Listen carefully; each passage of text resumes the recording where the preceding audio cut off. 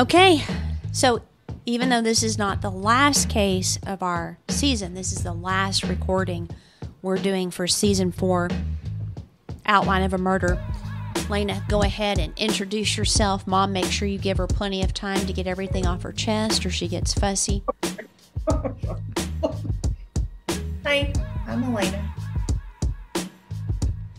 I'm Mom. I'll make sure you were done. Ridiculous. Just ridiculous. She does this on purpose. Go ahead, say what you got to say. Anyway, Mom. Mom knows that there are 2 things you can never eat for dinner. What are they? Does she, though? Do I? Obviously not. Lunch and breakfast. You know, I'm having daughter jokes next time. You say that every year. My name is Sherry. This is Outline of a Murder. See? You become fussy bottoms. Oh my goodness. So I want to apologize. You know, this is the listeners are probably like, thank goodness there's only 2 words to 3 of them, because Sherry's voice is terrible. I have a little bit of a cold I'm fighting. Sorry if I sound like, obviously I have a, puberty issue or something of a young, teenage boy. But I think I think it's going to be better than the Jennifer one. I was struggling at the beginning. I kept wanting to cough, and I was breaking up as I was talking. Your body movement with it, like you couldn't just do your voice. We are recording remotely on Zoom, so I'll have lots of video content for guys for a while. We do have a mini series coming up that we'll probably record in February. It usually drops in March, and it's going to be on guilty or not guilty. So we're going to do some cases where there's been question. Yes. And so I'm excited about that. We've got Peggy, one of our fans of the show, who's researching a couple of cases on that. Speaking of, I want the JonBenet Ramsey case solved. I don't know what is taking so long. I know that Boulder has been really resistant in helping because they think it was the Ramseys and that's it. We've got a new DA that supposedly is going to release the DNA for it to be tested. What a lot of people don't know, there are 2 unidentified DNA samples. There's the balloons that were taken, that were found at the crime scene. Okay. And it doesn't match the parents. So we've got stranger DNA. And I thought there was only 1. I heard the other day there's actually 2. And I would love for that one to be solved. It's time. They can definitely trace it through the genetic. Can we do that? And can we get this person off the streets? Or at least I want the dad to know who murdered his little girl before he dies. The mother's already gone. So I just think they don't want to do it because of pride. Because they could have released it later. Back. They could have done a lot by now, but they just refuse to cooperate at all. With anything. There's one guy that I'm interested if he is one of the people that was involved. If he's the killer, he committed suicide. There's quite a bit of evidence toward him, but I don't know. It wouldn't surprise me if it was someone else. But anyway, speaking of guilty or not guilty, I can just categorically say that the Ramseys had nothing to do with the death of their daughter. What is this categorically business? Like that attorney just said that, categorically deny. What is that? That means that there's no room for debate in my mind that they are absolutely innocent. And it's a strange case, and I understand why people, the whole ransom note is what throws people. And it does me too. But what doesn't throw me is the fact that they had a footprint that was outside the basement window where they think that they gained entrance. And then there was also some DNA that does not belong to the family. And quite frankly, I can't think of a single case where a dad has garroted his daughter. I can't think of a single one in all the years I've done true crime. If there's a case, please let us know at outlineofamurder.com. I'd love to hear it. but I've never heard of a father garroting. That is like a sadist type deal that's usually stranger on stranger, which, speaking of, by the way, of a website, all of our merch is up. So super excited about that. Everybody can head over, get your t-shirt, your Be Smart, Be Rude, Don't Be a Victim. We've got some stickers as well, and reasonable prices. And I'm very excited about them. I love them. The t-shirts are soft. Quality. Yeah, they're really good quality. And and then if you get them, take a picture, of yourself in your shirt and tag us on Instagram and Facebook. And we might just have to do a contest or something and give something away for free. In the Ramsey case you were just talking about, I do think, I don't think the letter's weird, but I think it's someone that knew them because the bonus was so of the dad they knew. So it had to be someone that knew him well, I think. I think that definitely someone that was aware. Also, like she said that Santa was going to come visit her in a secret visit. That actually doesn't mean as much to me as some people might place emphasis on it, because it was Christmas. Everybody, every kid, Santa's going to come secretly in the night and leave gifts. So that... Yeah, but I think she said that he told her that. Well, yeah, but if she sat on Santa's lap in a mall, of course he told her that. Like, to me, that's a red herring. I think that they got way off on that.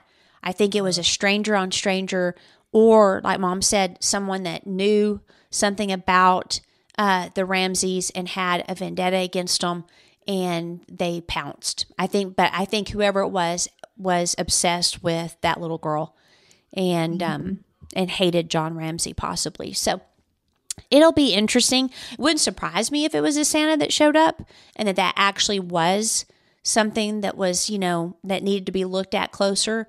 But I think it might be a red herring. So we'll see. We'll see what hopefully one day they'll come up with. I know he's getting older, and it really makes me nervous that he's going to pass away before he knows. I have a friend who met him, said he's one of the nicest men he's ever met. And he instantly knew who it was. Like he was going by a different name, but he instantly knew it was John Ramsey, and said that he was very nice, and he's very successful still as a business person. Speaking of, that's our next case, actually, is a business person. Alrighty, let's go.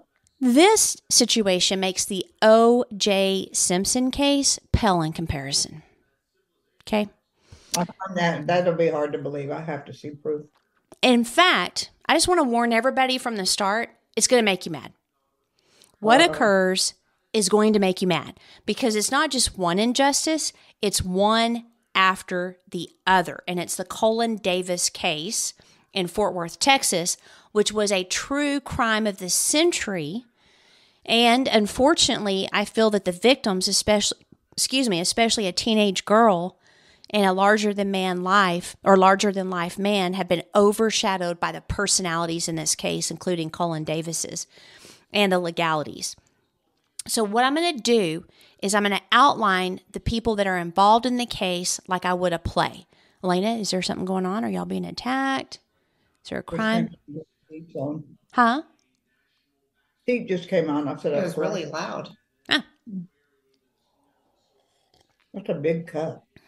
Now, are y'all aware of the case? Because it was a very popular case in Texas. I remember. The name sounded familiar, but I had to see pictures. Oh, yeah. I'll definitely show you pictures. So Cullen Davis was one of the richest men in America at the time of the crime. He was worth an estimated $400 to $500 million. Now, the amounts swing widely. A lot of times people that are wealthy, they're asset rich and they're cash poor. That's usually the way they want it because of tax, things and all that.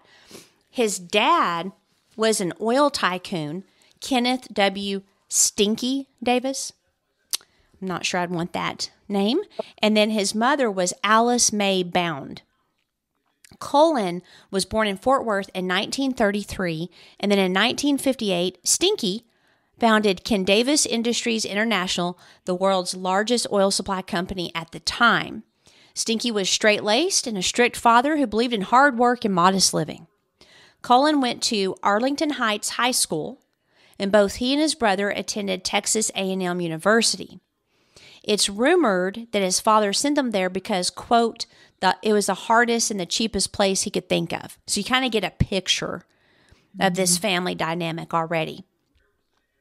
Cullen eventually entered the family business, and he married a popular Fort Worth girl, Sandra Masters, in August. Was it 1992? No, I don't think so. It might have been 1962. Wait, hang on. So he's born in 58, so it couldn't have been 62. Maybe 1972, 1982. I'm missing a number. And they had 2 sons. He said later that he did care for Sandra, but he married her more for the fact that his father liked her and others liked her. Cullen was quiet, and he seemed like the obedient son, but he wanted to get away from his father's authority. So what I'm thinking is that Stinky, which I don't know how anyone could take him seriously in business with that nickname, he sounded harsh. He sounded like old school. You work, you're not going to get all my money even though we have it. You need to work for your own money and blah, blah. And so Cullen is the quiet one. And over time, people started seeing, quote, a dark side. And it wouldn't surprise me, and based on what I feel his personality is, I think he would definitely be one that would go inward and get very angry, and that could potentially explode later if he was provoked enough. And ruthless. Yeah, he was definitely ruthless. They said that he would act like a spoiled, angry, aggressive man who fantasized about getting rid of his wife if he got tired of her. Yeah, wow. So this is early on in his life. I couldn't confirm that he ever said that. Again, it was just people that knew him. But the thing is that when you talk to people after the fact, they always add. You know, they always add what they think the other person was thinking or what they meant by what they said and blah, blah. You don't know. You don't know unless that person specifically said what they said. So I don't know. I couldn't confirm if that was true. The other character is Priscilla Davis. She was born February 19th, 2001 as Priscilla Childers. Her family was poor, but she attracted the attention of some of the richest men in Texas due to her beauty. So let me just start getting some of these pictures up for you. Did you say 2001? She was born in 2001? Oh, that's funny. That's not right. No, that's not right. Wow, what was I thinking? Obviously, she wasn't born in 2001. He reminds me of Johnny Cash. Yeah. So this is her. She's very pretty, very fit. This is him. I believe those look like stripper boobs. Mm-hmm. Oh yeah, yeah. There they are in the younger years. So this was post marriage to Sandra. They're now dating. Yeah, she was a very colorful character as well. You have a picture of her, of Sandra? No. Okay. She was flamboyant. She was an extrovert. She was in your face, edgy, and did not give a rip. She was married to car dealer Jack Wilburn, her second husband, when she met Cullen. She and her husband played tennis doubles with Sandra and Cullen, and they engaged in an illicit affair shortly after, and both separated from their spouses. I don't know if this is accurate, but in 1968, they were still in legal divorce proceedings. Cullen proposed to her, but she initially responded that they were just good friends. But that doesn't make sense to me because they eventually do end up marrying. On New Year's Day, 1969, Jack Wilburn hired private investigators to track down and storm the motel room where Davis had been living and found Priscilla there. So I don't know if they were caught in the act, but it did make national headlines. Because of that, Priscilla lost custody of her 3 children, Dee from her first marriage to Jasper Baker, and then Jackie and Andrea that were both from Jack. Cullen later adopted Dee as his own, and Stinky, as you can imagine, did not approve of Priscilla. They married a few hours after his father's death, August 29th, 1969. Hey. Funny they waited till after he was dead. Not really. I mean, he sounds overbearing. Yeah, he probably had power over him. Yeah, there they are. Little introvert, extrovert situation going on. Now, the next character is this big guy right here, Oh my gosh. It's like a giant. Stan Farr. He was a former Texas Christian University basketball star in 1966 to 1967. He was 6'9". He was a big guy with a big personality, and he was dating Priscilla at the time of the murder and living with Priscilla at Stonegate, the Davises' 10,000 square foot mansion, which I think, here it is. Now, it's now torn down. It was over on Hewlin, I think. And so they've torn it down for some, I think like a strip, store situation. But it looks very large, but also just weird. Like, I don't think Cullen and Priscilla were divorced then yet either. no, they weren't. Nuh-uh. So when her and Stan started dating, they were not divorced yet at all. But he was living in that house with Priscilla. Yeah, 6'9". Yeah, he is. Can you imagine? And I asked Stephen if he knew who he was, and he did, because he was a Texas Christian University student. Now, Gus, let me see if I've got a picture of him. He's another character in the story. I think the only one I have is him right here. Gus Gavril was a victim who survived the shooting, which we'll get into, but he was paralyzed. He happened to be driving up to the mansion to drop off his girlfriend, Beverly, who was spending the night with Dee. Beverly was a friend of Dee Davis, who was unharmed, but she was a witness to the events. And then there's Andrea Wilborn, and this is the one that I feel has been forgotten. And she is Priscilla's 12-year-old daughter, who was fatally shot and killed in the first victim. And then you have a very colorful lawyer, Richard Racehorse Haynes. So you got Stinky and you got Racehorse. And he was he's still alive. You think he is? Yeah, I think so. What's his You name? can look it up. They call him Racehorse. Richard Haynes. Racehorse Haynes.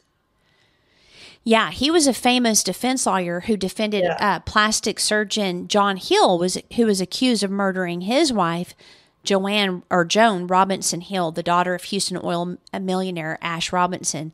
He was charged with her death because he withheld medical attention. He went on trial in 1971. It was a mistrial.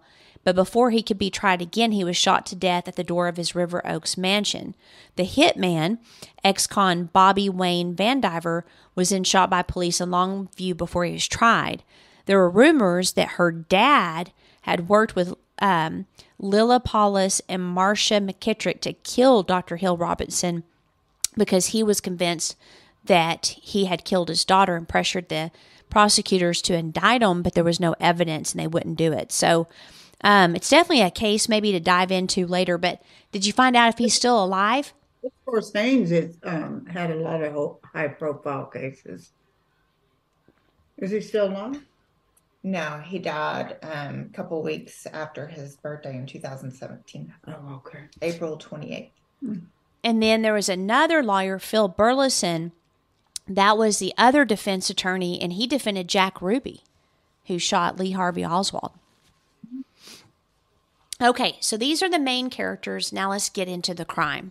And so let me pull the house back up. A lot of people. Yeah, it is.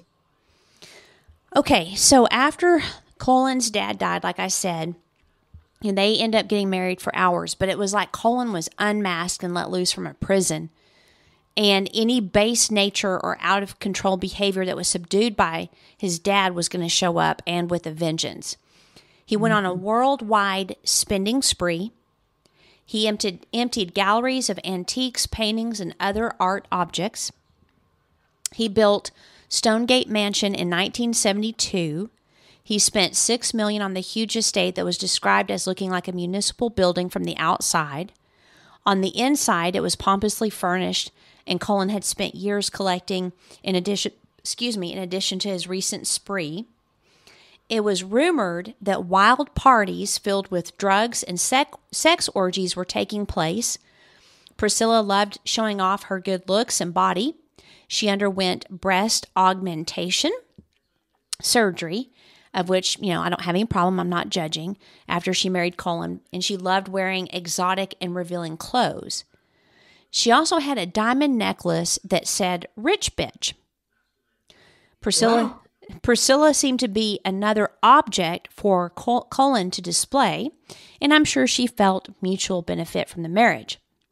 But behind closed doors, Cullen was stern, high disciplined, and intolerant of mistakes. He hated failure in himself and those around him, just like in business, which he was pretty good at after his dad passed away.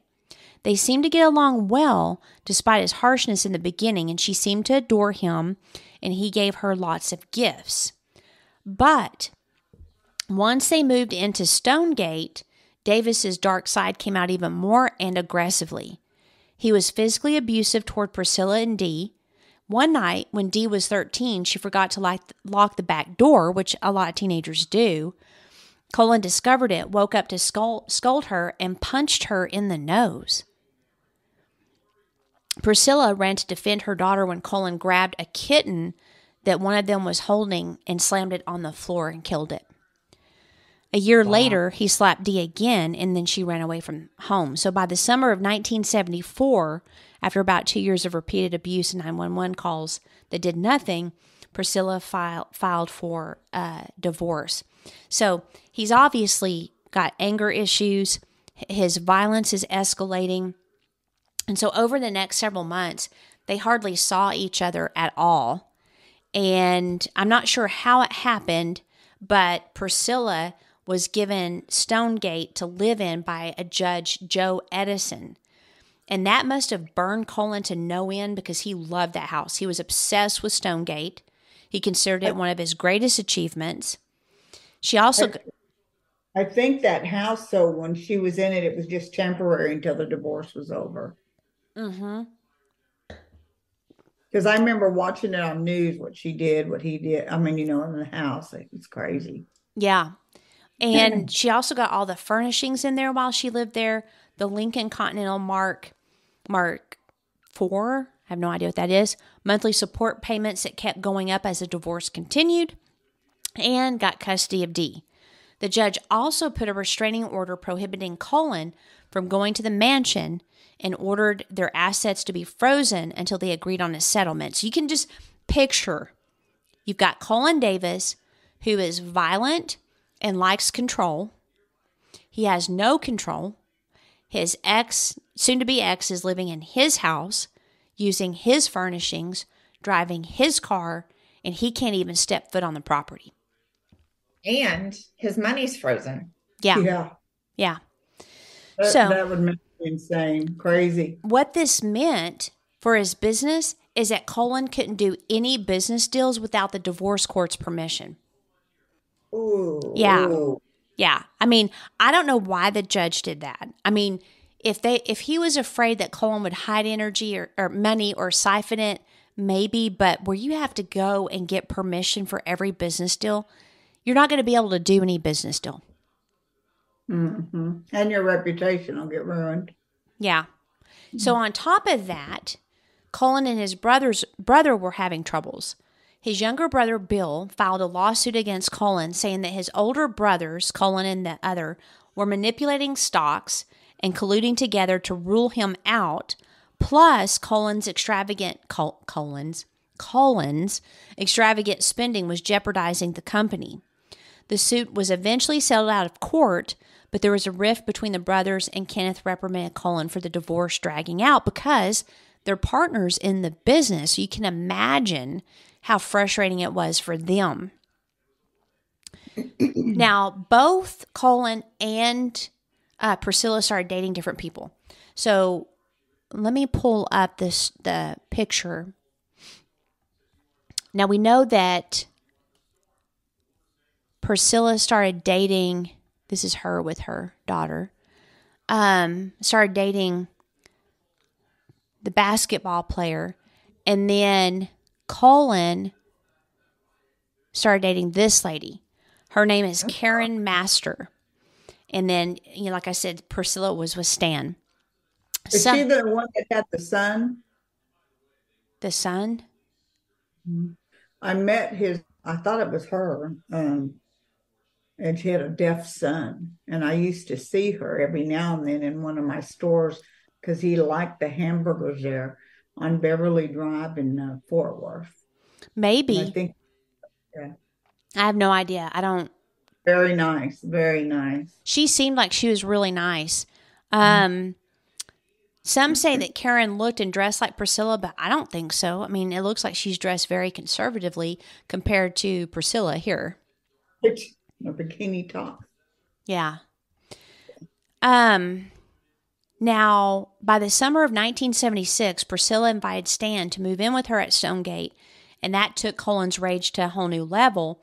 I think she wanted him there because they were dating, but I also think she was scared. Stan was, a huge 6'9" guy, and Priscilla was having premonitions and had hired security guards around the house. She said later, I found myself thinking that Cullen would either kill us or kill himself. And what's sad is in all of this, I mean, it was so hard to find any information on the little girl. I mean, everybody's talking about, Priscilla and Stan and Cullen, and, I didn't even know a little girl was killed. Now, I do remember Dad talking about the case when I was a teenager on the road with him. And he said that he believed that Cullen was 100% guilty and that there was an injustice that occurred, but he felt really bad for the little girl. And I had forgotten about the little girl until I started researching it. And I'm like, man, it's like no one hardly mentions her, and it's really sad. Because it was like a soap opera back then. Yeah. A lot of people thought he was guilty, in my opinion, back then, but he, money. On August 2nd, 1976, Judge Edison had given Priscilla a third alimony increase. She went to dinner with Stan and some friends that evening, and they stopped at the Rangoon Racket Club for a few drinks before returning to Stonegate at 12:30 a.m. Priscilla noticed that the security locks were off. At this point, that would be the time to leave the house. If you are worried that your ex-husband wants to kill you, and you notice that the security locks are off, don't go in. You know what I mean? Like, get somebody there, get the police there, and let them search the house before you go in. But she probably thought one of the kids forgot to lock them. So Stan, he goes in the house, upstairs to the bedroom. Priscilla went to the kitchen, and that's when she noticed that the basement door was open, and she saw bloody prints on the wall. So she screamed for Stan. It was too late. A figure dressed in all black, wearing a black female wig and stocking, appeared and said, "Hi," and then shot her in the chest with a gun wrapped in a black plastic bag. She screamed again, and Stan ran down to the kitchen.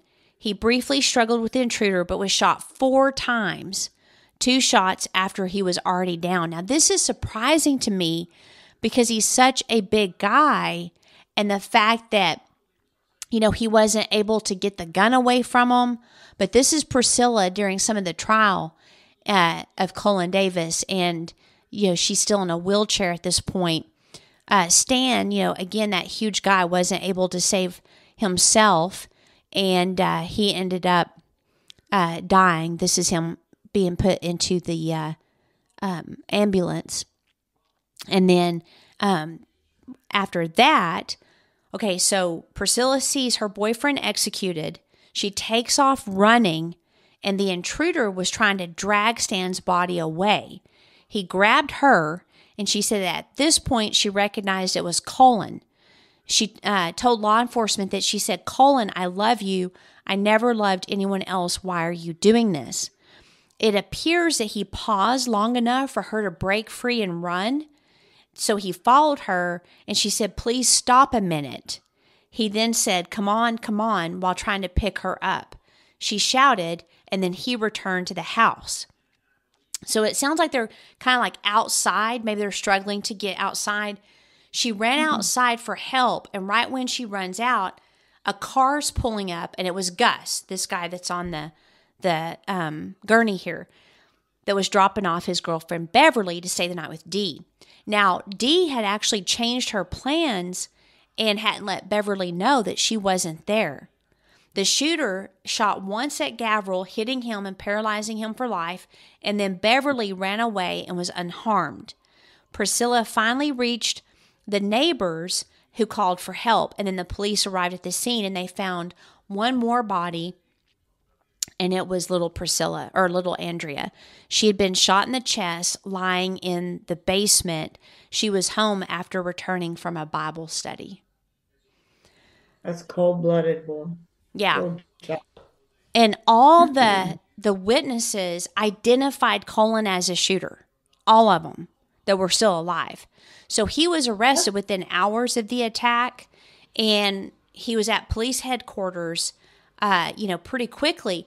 But he was asked, like, why did so many have to die? Like, why were you killing all these people? And he said, quote, sometimes a man doesn't need a reason. So, that's a confession. I thought someone was killed out on the grass on the property. The guy was shot and paralyzed, but... Okay, because I vaguely remember someone running out, getting behind a tree, and was shot. Well, Priscilla was shot in the chest. Yeah, but that was in the house, right? Mm-hmm. The only person I know that he shot outside was Gus. So he wasn't read his Miranda rights at this point, so the prosecution could not bring that up in trial. A day after his arrest, he posted the $80,000 and was released. But on August 20th, he was arrested while boarding his private jet for a business trip to Houston.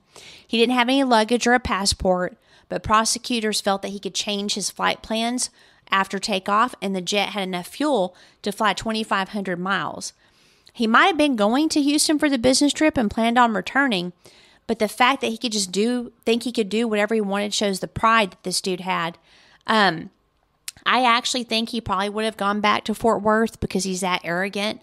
But they decided to go ahead and remand him because they felt that he was a flight risk.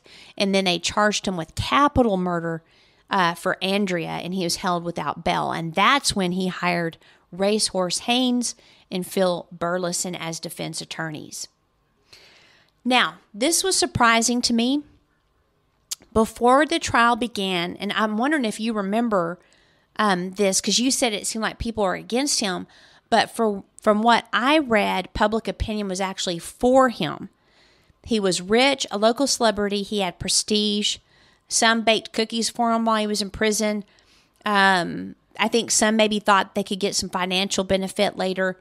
Priscilla, on the other hand, in public opinion, was a floozy and looked on with suspicion as if she identified him as a shooter, by lying that he was a shooter. And then she didn't help her cause when she showed up on a little house on the prairie dress with a dangling gold cross and a Bible.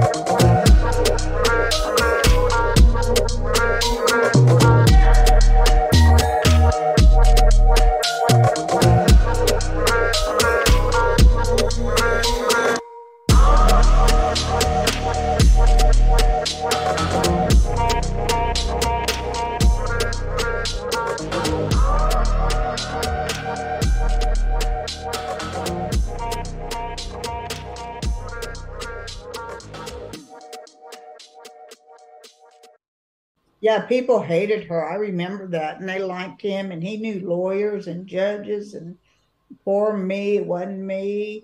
And they hated her. It was originally thought, they said she was a stripper. She didn't have her kids. She was horrible. And when she was made, what didn't help her either, when she was made to leave the house eventually, because he did win for her to leave, she destroyed a lot of stuff in the house. Yeah, I heard that. Yep. Yeah. So yeah, everyone loved him though. And the picture showed with her in the wheelchair, she's wearing something that, definitely shows her legs and they're crossed in a wheelchair. Yeah. Yeah. So, I mean, her showing up in a little house on the prairie attire obviously was fake. That's not how she is. And back then, that picture was on the TV all the time. And she would have been better to wear her normal clothes, just maybe a little more modest. Right. And he had a lawyer. I don't think her lawyer was that great, but he had a really good lawyer. Yeah, Racehorse is really good. Now, the judge ordered a mistrial right off the bat because of the publicity of the case and jury misconduct. The trial was moved to Amarillo, Texas. The defense loved this move because Cullen would appeal to the more conservative jury there, and Priscilla would be judged and received with a lot of skepticism. Yeah, you could look at her, and once you'd open her mouth, people hated her. Yeah. Now, the case was purely circumstantial, and then, of course, the eyewitness testimonies. The defense shot down the evidence and the witnesses with no problem whatsoever. They had so many theories on who actually committed the crime, and that's a defense tactic. So they'll throw out this theory and that theory and this theory and that theory, and it'll get so muddled in the jury's mind with so many possibilities that they'll just have a reasonable doubt and they'll say not guilty. One of the theories was that Priscilla conspired with Bass and Gavril to frame her estranged husband and get the money. Now, this is far-fetched. The dude's paralyzed for life. And the fact that she executed her own daughter and then shot herself and shot her boyfriend and a couple who just happened to show up doesn't make any sense. But again, like you said, they hated her and they felt it was a possibility. So it's definitely a character assassination, and it doesn't sound like she helped herself at all. She didn't. Also, a false affidavit was leaked to the press, but it wasn't allowed in the trial, and it painted Priscilla as a promiscuous woman who was friends with drug dealers and forced her daughter Dee to do drugs and have sex orgies with her. Yep. But that was a house where they did drugs and had orgies. There were rumors. There was never any evidence that was the case. And so this false affidavit is leaked out, to further that idea that was going on before, and they involved Dee, the daughter. So I don't know if they were having orgies, but... Oh, I thought that's what she originally said after he built the house or moved into it. Well, I said there were rumors. Oh, okay. It's funny, I remember that. I remember her, they were saying so much about her, that she had orgies and just spent his money still and was, didn't care if her kid was dead. They probably said she was a gold digger because she was from a poor background. I remember that too. Yeah. That was a weird case. Then they threw out another theory that Stan was the real target because they said he was involved in drugs too. So They had so many suspects that the defense was later called the ABC, anybody but Cullen defense. Karen Master testified that she saw her boyfriend in bed next to her the night of the murders, and that Cullen couldn't have done it. But Cullen himself couldn't remember if he was home or not. Cullen Davis he was a known liar. He was just, I don't know. Well, the strategy worked. He was acquitted November 17th, 1977. After he was acquitted, he threw a huge party and even invited the judge, the jury, and the press. Priscilla, Stan Farr's family, and Gus Gavril's attorneys filed civil suits. Andrea's wrongful death suit ended in 1987 with a hung jury. He settled out of court with the other two. Later, authorities learned that Davis had bribed a DA investigator to feed him information about the prosecution's strategy. That's crazy. But it didn't stop there. Elena's face. I warned you. This is a case that makes you mad. Well, let me just say real quick. Sure. So cases just baffle me because you have evidence that it was him. He was seen not just by Priscilla, but by others, right?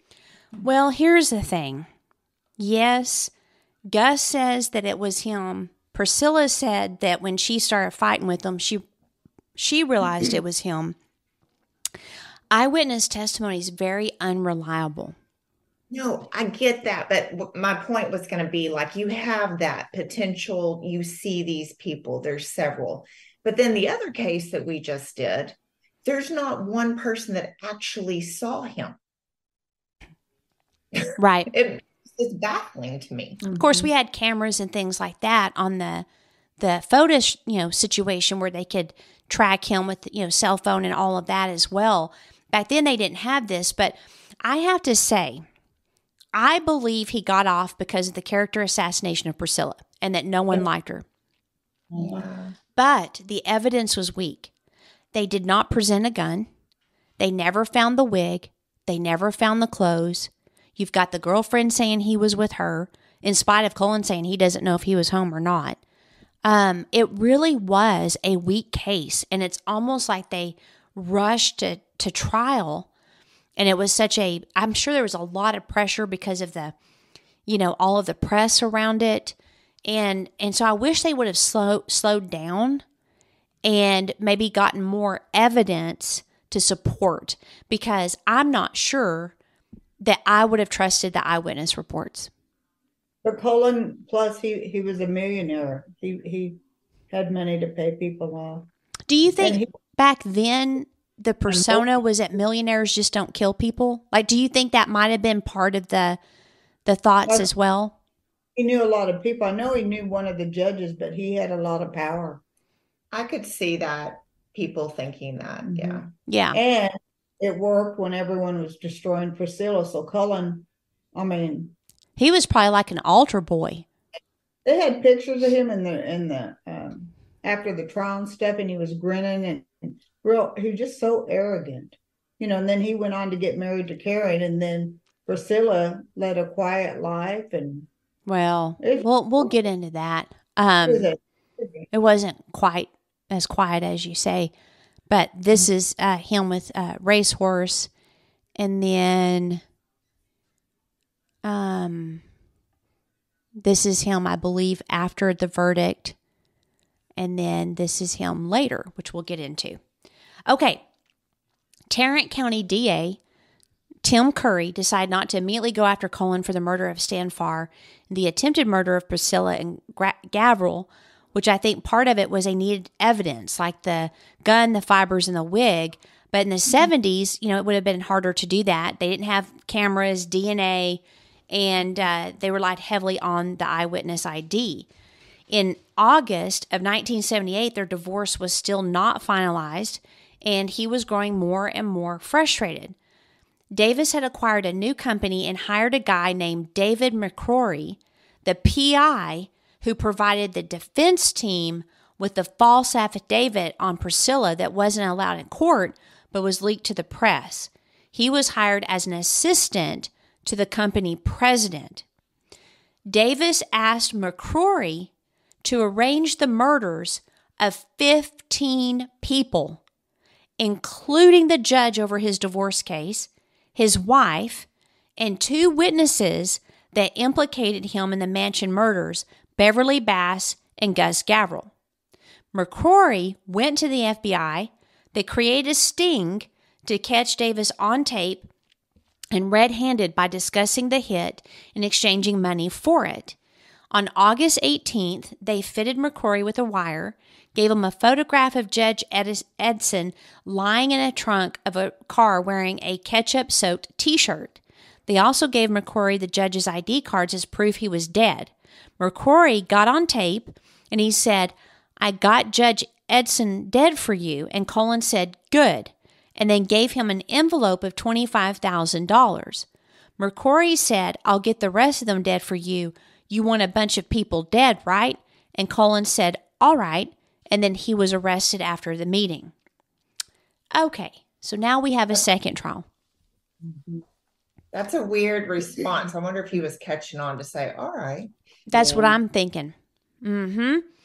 Hey, Sherry, can you do pause real quick? No, it's okay if you can't. Well, I, I've got two things going. Huh? Go ahead. Go ahead. Okay. And we're almost done. So Racehorse is hired a second time to defend Cullen. He used the same tactics as he used in the first one, challenging the credibility of the main witness, which was McCrory, and offering a plausible alternative to why Cullen was there. So Cullen testified that he was the one undercover for the FBI. And he named an agent, Jim Acree, as the one who contacted him to play along with McCrory as part of an operation to uncover conspiracy to extort and do harm to him by making it appear he was hiring a hitman. Acree admitted meeting with Cullen months before, but he said it had nothing to do with the McCrory story. I would like to know why he contacted him, but he denies it had anything to do with what Cullen was saying. They also put forth another theory that Priscilla set Cullen up as a way to get even with him. Individuals testified that they saw her with McCrory. The fact that McCrory was an ex-con didn't help, and he was later charged with aggravated perjury. Davis's fingerprints were not found on any of the critical pieces of evidence like the photo or the money, which is weird. That is sort of weird. The jury deadlocked with the majority in favor of Cullen's innocence. Later in a new trial, a linguistics professor testified that Cullen's words on the tape didn't constitute solicitation of murder. I don't even know. How are you even coming up with that? Wonder what does. I have no idea. And they also said that McCrory was manipulating the conversation. So once again, he was acquitted November 1979. Lucky man. And it gets worse. Uh-oh. The divorce was finally decided, but this time it couldn't be with Judge Edson due to an obvious conflict of interest. Cullen got Stonegate back. Priscilla got a settlement of $3.5 million and kept 50 household items from the estate. She married Jack Strickland, the prosecutor of Cullen's trial. Wow. She moved to Dallas. She spent the next decade spending her money. She had $1.1 million balance at Neiman Marcus in 1982. Wow. A balance. She was an alcoholic, and she realized one day she didn't have any money. So she moved into a one-bedroom apartment in 1991, and she died of breast cancer February 1st, 2011 at the age of 59. So I don't know when her and Jack split up, but I'm assuming at this point they had. Davis married Karen Master on June 5th, 1979. He later adopted her two sons. So that's probably one of the ones that you were talking about that was deaf. He did lose his fortune during the recession of the 80s, which I remember when the oil crashed. We lived in Odessa, Texas, and boy, everything went downhill from there for my dad. And then he sold Stonegate to a real estate developer in 84, and then he filed bankruptcy in 87 and never rebuilt his fortune. So before I summarize, what do y'all think about this situation? Oh, he got away with everything. I think money talks. Yeah. And the fact that, especially back then, Priscilla was a unsavory character. Mm-hmm. Yeah. So everything got blamed on the victims. Later, when they talked to the jury, they said that there was never any doubt in their mind that he was innocent. That they just believed he was innocent, and that was it. And Oh, go ahead. Sorry. No, go ahead. Did he write a book? Someone wrote a book. I don't know. Or somebody. I don't remember coming across a book. It's just a shame she got hardly any money through the divorce. Of course, that's a lot of money back then, but still, he had millions. Yeah. He did spend 612 days in jail awaiting trial. Stonegate has since been demolished. It was on the western boundary of Colonial Country Club to Holland Street. It was 181 acres. Hewlin. Okay. Didn't they make, this was a rumor, I don't know for a fact, but didn't they open his house for tourists at one time? I think I Or, read something about that in my research. yeah, something. Now, before it was demolished, evangelist James Robinson held tent revivals on the property after Cullen became a born-again Christian and Robinson became his mentor. His conversion happened during all of his legal troubles centered around wrongful death. Of course, we know later he tried to hire a hitman. I think that if he was truly converted, coming clean and possibly not hiring a hitman would have been a consideration. I know it would have taken courage, but still. And maybe he was truly innocent. I don't think he was. I think he's as guilty as, you can get. Later, people felt that the jury just could not believe that someone this rich would do this. Polls showed that 70% of residents felt the prosecutors were, quote, pursuing a vendetta against Cullen Davis. Prosecutors believe the motive was how the divorce was going. He was paying $5,000 a month plus her legal fees of $25,000 and household expenses of $24,000. And this is in the 80s, right? Or the late 70s. I mean, so that's a lot of money compared to today. Here's one of Racehorse's techniques that had the jury hating Priscilla week 2 of the 13-week trial.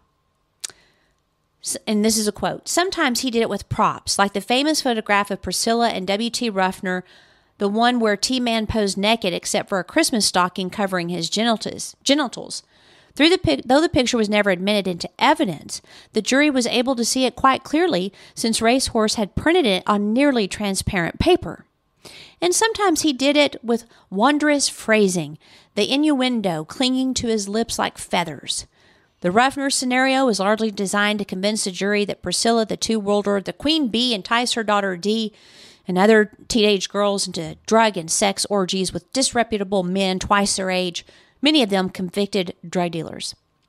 Valerie Marazzi, one of Dee Davis's teenage friends, told the jury of an evening when she, Priscilla, Ruffner, and Larry Myers were all naked in Myers' bed. T-Man got the idea they ought to change partners, Valerie said, so Priscilla crawled over on Myers' side of the bed. Valerie and Ruffner watched while the other couple had sexual intercourse. His mentor, Percy Foreman, impressed on Haynes the importance of the voir dire examination, which is the questioning of potential jurors by attorneys for both sides. Know your jurors, Foreman told Haynes, not just their names, ages, occupations, and religious preferences. Know their politics, their economic history, their family history, their medical history, their superstitions, their tolerance for human suffering, their ability to conceptualize and follow complex scenarios. A jury is like a computer, Haynes says. 12 components working together, scanning, observing, sworn to pay attention, a formidable machine. Juries in criminal cases are required to render a unanimous verdict in order to convict. If Haynes picked his jury right, he felt he could convince at least one of the 12 that cobras make honey. So he just threw out all this sex stuff, and I don't know what the girl had to gain about it because Dee denied that stuff happened. Maybe it did, maybe it didn't, I don't know. But in spite of the fact that a DA was bribed to feed on the prosecution's strategy, nothing could be done. The statute of limitations was over. Judge Pete Moore, who presided over the second trial for the Hitman case, said that Racehorse, quote, just about brought the system to its knees. The entire system has been abused, and I don't like it. It was a circus, but jurors loved Racehorse, and they loved Cullen. And attendees of the trial were in love with Cullen. The DA's bribed, antics and shenanigans, and proof that money protects one from going to jail. That's true. Didn't Cullen stay married to her till his death? I think so. And married to a long time. I mean, do y'all think it was bigger than OJ? Well, no. Back in the day, I think so, but no. Well, that's what I mean. I think it was. I think, it was a huge deal. And to this day, I mean, you mentioned Cullen Davis. And so I think it would probably be alongside the O.J. Simpson trial. It was definitely a big deal. And, y'all's backyard. Congratulations. People can mention him now and they know who he is. Yep. I just said that. Yeah. Yep, I did. It's okay. I'm trying to get if you do this, it's supposed to play a storm. Oh, there we go. Y'all are terrible people. We're lovely people. Terrible. So even though the next case after this is Larry Jean Bell, this is our last recording for season 4. I love doing our podcast, but I have to say this has been the most difficult year to ever get these things recorded, and I am very happy that we have been able to do it. I'll be able to get them online after editing, and they will drop Halloween. It has been a trip. What about you guys? I bet y'all are like, thank goodness. And I like doing them in person. I was just worried we weren't going to, I knew we'd get them done, but I knew it was going to be sort of tough because it's been a difficult year. Yeah. And a weird year, but we got it done. Yeah. When I started feeling scary. When I started feeling bad last night, I'm all, hell will freeze over before I do not show up. I'll just down a whole bunch of Tylenol and a whole bunch of ibuprofen, and I am showing up. The only thing that was going to stop me is if I didn't have a voice, and that did not go away. I called her today, at my time on every Sunday. She texts, I'm trying to lose my voice, so. No, reserve my voice. Her voice, yeah. All right, we did it. So it's time to end with our saying. Hit us off. I gotta go. Just, yeah. Be rude. Don't be a victim.